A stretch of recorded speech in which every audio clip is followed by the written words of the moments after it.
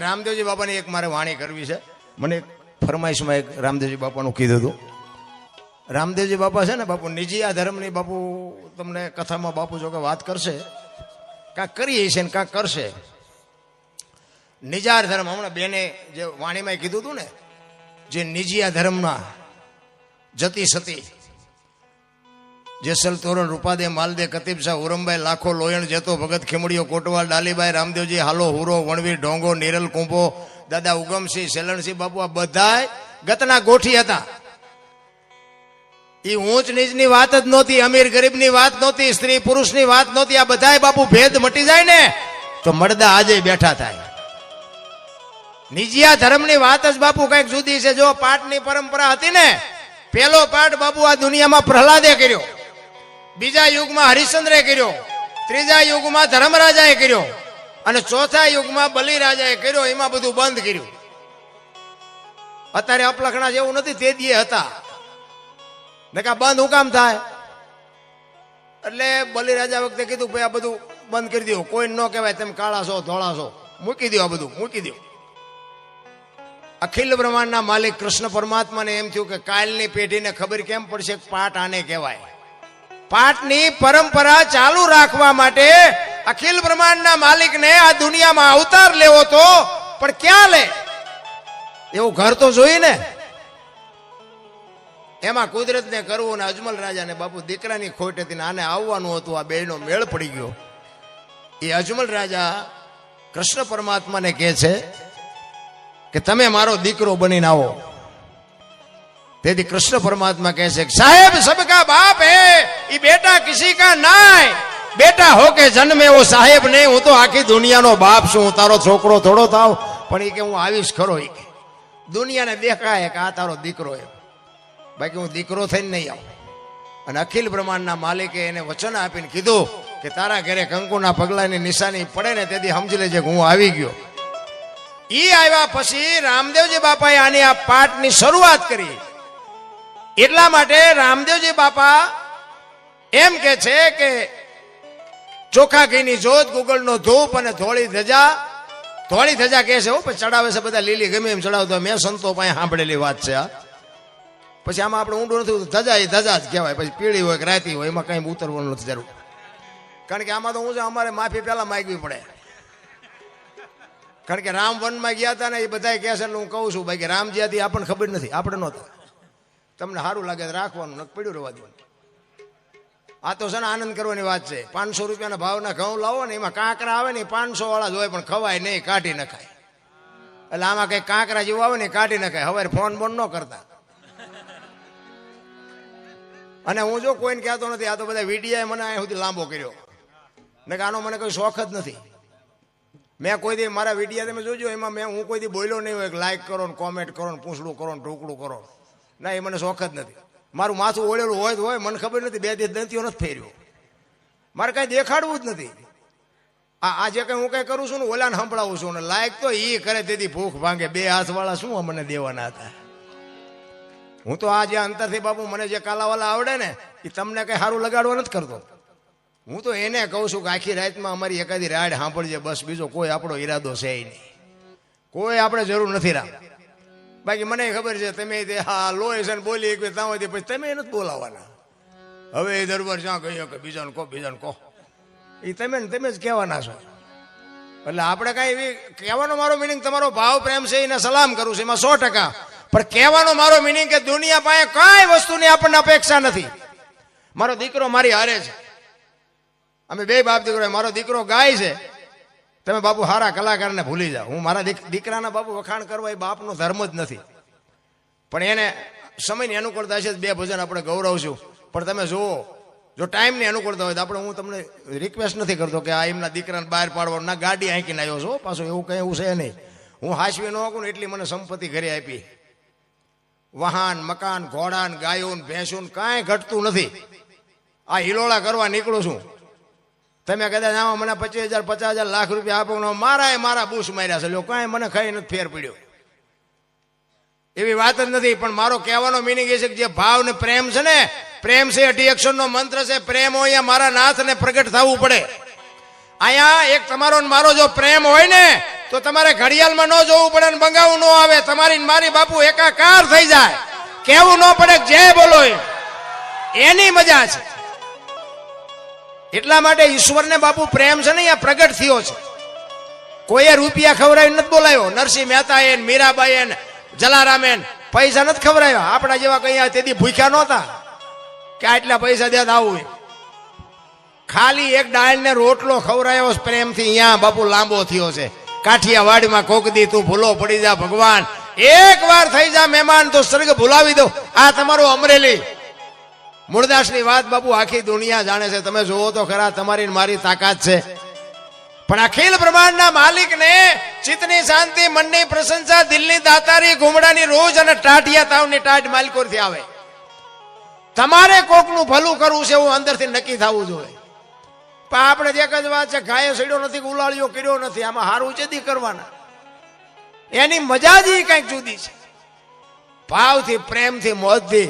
ઈ રામદેવજી બાપાએ આ પાઠની પરંપરા ચાલુ રાખીને કીધું કે બીજી કાંઈ વાત કરવાની નહીં, ચોખા ઘીની હુકડી કરવાની, જોત ઉપર ભરોસો રાખવાનો. તમને બાપુ ભરોસો હોય કે ન હોય, અમને ભરોસો છે કે આમાં ગમે એ રૂપે ક્યાંક આવીને બેઠો હોય 100%ની વાત. એને કીધું છે કે જોત કરી, ધજા ચડાવી અને મારા નામના 5 ગણા ગૌરવજો, હું કોઈ પણ સ્વરૂપે આવીને હાજરી આપીશ, બાકી હું તમને પ્રત્યક્ષ નહીં મળું. આ વાત ક્યારે કરેલી? સ્વધામ જયારે જવાનો સમય થયો બાપુ. જો વાણી જ્યાં જ્યાં બની છે ને, જ્યાં જ્યાં ભજન બન્યા છે ને, અહીંયા વાતું પડી છે. એમ નામ ભજન બને નહીં. અને જો એમ ભજન બનતા હોય ને તો તમે બધા બુદ્ધિશાળી છો. એકાદું ભજન બનાવીને બજારમાં મૂકો, જો હાલે નો હાલે. ઓલી જાગરે માલણ જાગ જીનપા કાન કરો એને સંભળાતું હતું ને, સંભળાય અત્યારે જાય. આપણું બનાવેલું હતું. આ હજારો વર્ષથી હાલ્યું આવશે, અભાવ આવે છે. આ બાપુ પોતે સંતોએ અનુભવ કરીને ક્યાં શું પીડ્યું છે એનું પરફેક્ટ કરીને તમને મને આપ્યું છે. પણ અત્યારે ખોટું હાલે છે, સાચું નથી હાલતું. લ્યો તમે જુઓ ને, ચોખ્ખું ઘી લઈને આમ બજારમાં રાયડું પાડજો, ચોખ્ખું ઘી છે, ચોખ્ખું ઘી ખપે મને કહેજો. દારૂ બાવળિયામાં પીપળે ખૂટી રહેશે. દારૂ તો બાવળિયામાં જ વેચાય ને, એની કઈ જાહેરાત કરાય તો એ પીપળા ખૂટી રહેશે. 2 કિલો ઘી નથી ખપતું. એટલે આપણે ખોટું કરવું એવી મારી વાત નથી. કહેવાનો મારો મિનિંગ શું છે કે ખોટાનો સમય છે. બાકી કિંમત તો જે ઓલાની હોય ને એ જ હોય. એ ઓલા કિંમતમાં એ ન મળે. એટલે રામદેવજી બાપાને સ્વધામ જવાનું થયું ત્યારે એમના કુટુંબ પરિવારને ભેગું કર્યું. શું કામ? હરભુજીને એમને વચન આપેલું કે હું તને મળ્યા સિવાયનો જઈશ નહીં. સમય સંજોગ અનુસાર બાપુ સમય આવી ગયો અને બેયને મળાણું નહીં. માસીના દીકરા ભાઈ થાય હરભુજી, મળાણું નહીં. અને આયા રામદેવજી બાપાને એમ થયું કે મારે એને મળવું પડશે. અને આવડા અમને જો ખબર પડશે ને કે આ એમને મળવા હાટું સમાધિમાંથી બહાર નીકળ્યા તો આવડા ખોદવાના. એટલે કુટુંબ પરિવારને બાપુ ભેગું કરીને એમને મારે મળવા જવાનું છે એમ ખુલાસો ન કર્યો, પણ એમને કીધું કે મારી સમાધિ લેવાઈ ગયા પછી બ્રહ્મા વિષ્ણુ ને મહેશ આવે ને તોય મારી સમાધિને ખોલવાની વાત ન કરતા. અને આ ત્રીજી પેઢીએ પીર પાકશે. તમે મારી વાત ઉપર ભરોસો રાખજો, મારા વચન ઉપર વિશ્વાસ રાખજો. અને બધા સહમત થયા કે કાંઈ વાંધો નહીં. સમય પ્રમાણે રામદેવજી બાપાની સમાધિ દેવાઈ ગઈ. અને આ વાત ઉડતી હરભુજીના કાને પડી. હરભુજીને કોકે કીધું કે રામદેવજી બાપા સ્વધામ વયા ગયા. એ કે ના, એ વાત બને જ નહીં. કોઈ દી મને વચન આપ્યું છે, વચનનો પાકો માણસ મને મળ્યા સિવાયનો જાય જ નહીં. એ કે પણ હું ન્યા જ હતો. એ કે વાત બધી બરોબર, પણ હું ત્યાં જાઉં અને પાકું કરું ને મને નક્કી થાય પછીની વાત. અને અહીંયાથી બાપુ ઘોડો લઈને નીકળ્યા હો હરભુજી. અને બગાડદાર હાટ કરતો બાપુ રણુજાના સીમાડે આવ્યો ને. એ રણુજાના સીમાડે રામદેવજી બાપા બેઠા છે ને એના ઘોડા ચરે છે.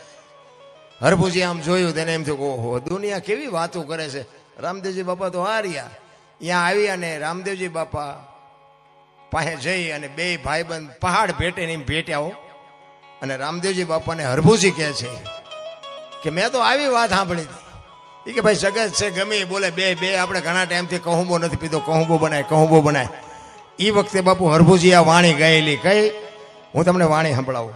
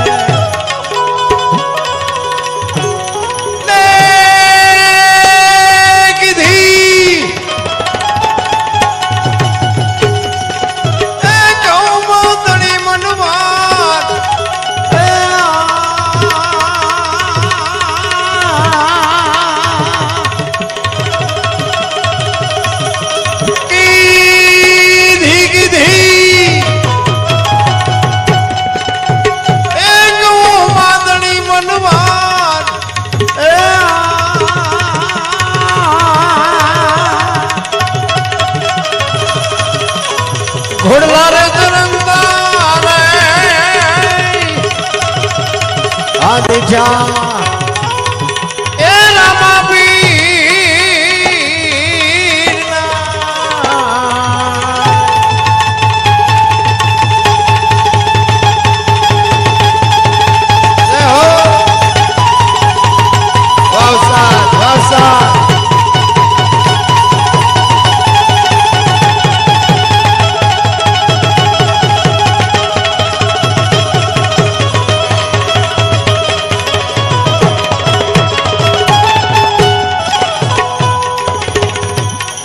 સમાધાન સુણીને માનવ મેળો એવો મટ્યો ને જોવા દીધી એ પીરજી તણાઈ દીધા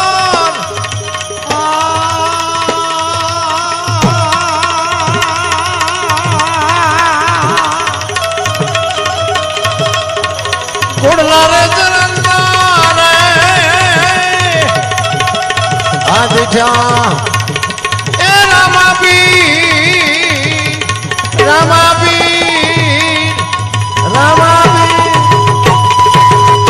બે ભાઈબંધ બાપુ ભેટ્યા ને પછી કહુંબો પીધો અને સમાધિમાં મૂકેલી વસ્તુ હતી રતન કટોરો અમલની ડાબલી વીર ગેડીઓ અને પામરી આ ચાર વસ્તુ મૂકી હતી રામદેવજી બાપાએ હરભુજીને આપીને કીધું તમે જાઓ ગામમાં હવે ચોરે શોકગ્રસ્ત ડાયરો બેઠો હતો અને ઉભી બજારે બાપુ ભાગાડ ધાટ કરતો ઘોડો આવતો હતો આખો ડાયરો વિચાર કરે છે કે ભાઈ જેવો ભાઈ વિયો ગયો આને શરમ નહીં આવતી ઘોડા ઉપર બેહીને આલ્યો હવે અહીંયા આવીને કહે છે કે તમે શું બધા બેઠા છો એ કે રામદેવજી બાપા વિયાઈ ગયા 2 દી થયા ભલા મને શું ગાંડા જેવી વાત કરે છે હરભુજી દાંત કાઢે છે કે મને પણ હરભુજી કે રામદેવજી બાપા તો અટાણે સીમાડે મળ્યા તો કે આ બધા કે ખોટું તું કે સાચું પછી આ વસ્તુ બધી બતાવી કે આ અમલની ડાબલી વીર ગેડીઓના બાપાએ મને આપ્યું અને બધાને શંકા જાગી એ કે સમાધિ દઈને આવતા રહ્યા પછી માથું મારી નીકળી ગયેલા એ કે હાલો ખોદવા જવું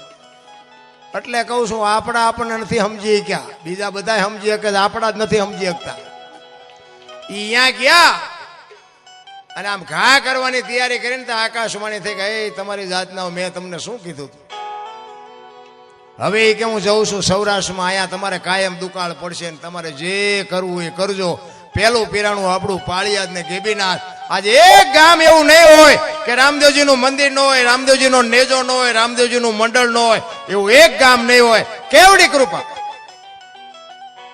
અને પછી બાપુ હરભુજીને ખબર પડી કે આ તો હારો મને જ મળવા આવ્યો તો મને ખબર ન રહી હું પગનો ચાલી ગયો પછી બાપુ ચોથા રાંસુ હરભુજી રેડે કે મારા બાપ અમારે તને મળવું હોય તો પોતાના બાપુ નડ્યા છે ને તઈ જ ઇતિહાસ થયા છે આપણને નડે ને હું તો એમ કહું છું કોઈ દી એ આ રામદેવજી બાપાની પ્રસંગ છે ને રામદેવજી બાપાની જ વાત કરું નેતલ દે તો એમનું અડધું અંગ કહેવાય ને ઈ નથી સમજી કે આપણે શું સમજી શકવાના હતા તમે જો નેતલ દેનો ઇતિહાસ કેટલો તમને મને કેટલી ખબર આખ્યાન બાખ્યાન રમતા હોય અહીંયા મેં તો 1-2 વખત જોયેલું બસ એ 4 ફેરા ફરવા આવે બાકી બીજું કઈ મેં બાલપા ભાડ્યું નહીં નેતલ દેનું કઈ ન ભાડ્યું ને કઈ તો એક શક્તિ ન કહેવાય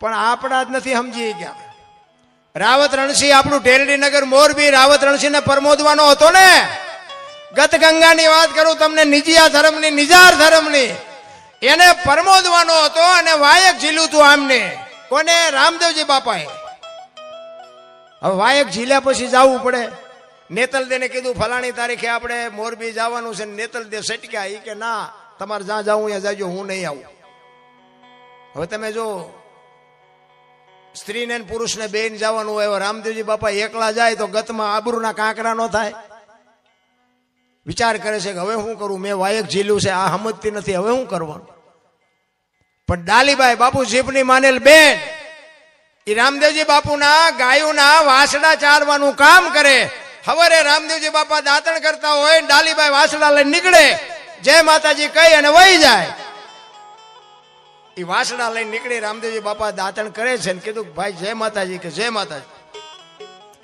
ડાલીબાઈ કે ભાઈ આજ તમારા મોઢા ઉપર કંઈક ચિંતા હોય એવું મને લાગે છે. કે ના ના એવું કાંઈ નથી. કે ના તમે સાચું ન કહો, તમારી બેન ડાલીના સોગન છે. શું છે?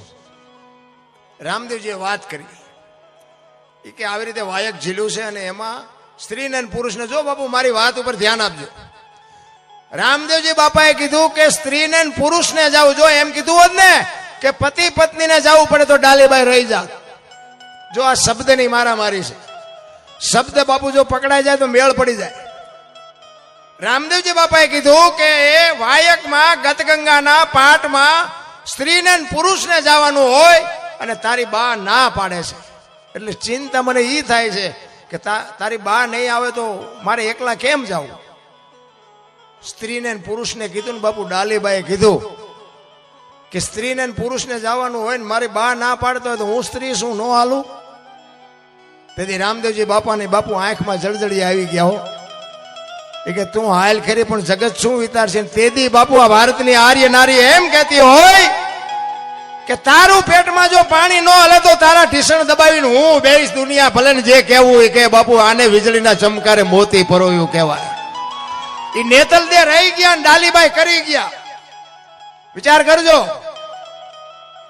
આ અમે કરીએ છીએ ને રાગડા તાણી છે ને અમને કામમાં આવે, પણ આમાં તમારે લેવું હોય લઈ લેવાય.